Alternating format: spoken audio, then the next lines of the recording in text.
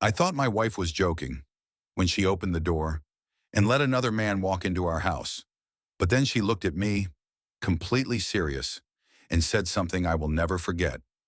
His name is Daniel. He's moving in. She paused, looked me dead in the eye. If you don't like it, there's the door. And just like that, 15 years of marriage ended in one sentence. My name is Eric. I'm 40 years old. And until that moment, I thought I understood the person I married. We met in our mid-20s. She was ambitious, confident, sharp. I liked that about her. We built a life together. House, stability, routine. Nothing flashy, but real. At least, that's what I believed.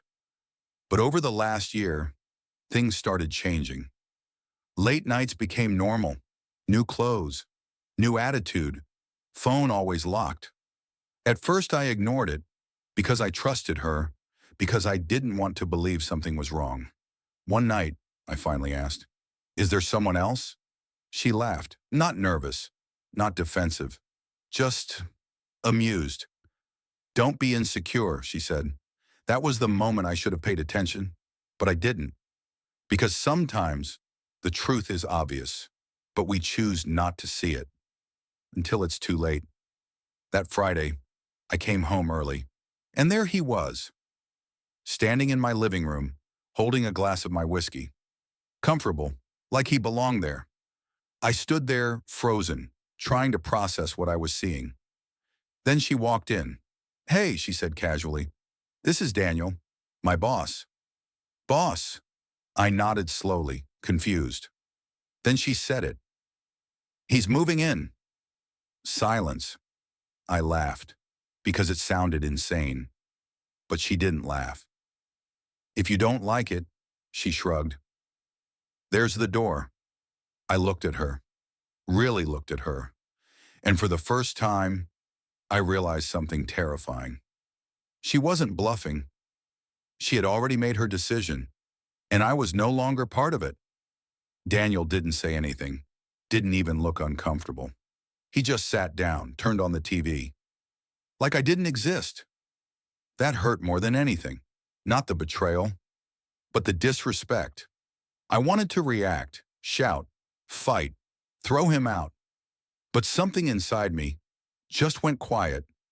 Because in that moment, I understood something. This wasn't a fight I could win emotionally. So I chose something else. Silence. I walked upstairs, packed a small bag, my laptop, my documents, some clothes. No noise, no confrontation.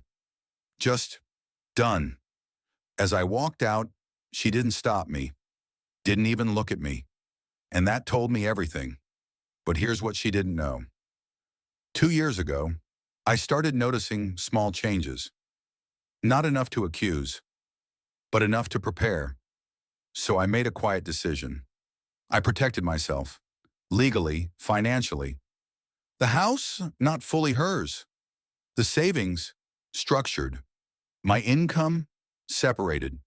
Everything was already in place, because deep down, I knew something wasn't right. And that decision saved me. 3 days later, I made a call, then another. Then I waited. A legal notice was delivered.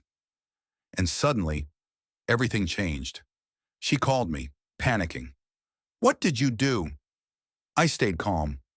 "I fixed the problem," I said, because legally, she had no right to move someone in. And Daniel, he wasn't just her boss. He was married, with kids. And his wife? She got the same information. Within days, everything started collapsing. Daniel disappeared. His job, gone. His reputation, destroyed. And my wife? She wasn't smiling anymore. She showed up at my office, crying, begging. I made a mistake. I looked at her, calm, empty.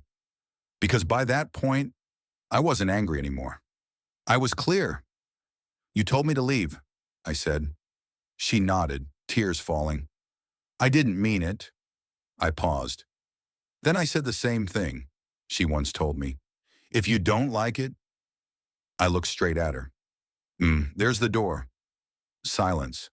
And for the first time, she understood. Not what she lost, but who she lost. I didn't win by fighting. I didn't win by arguing.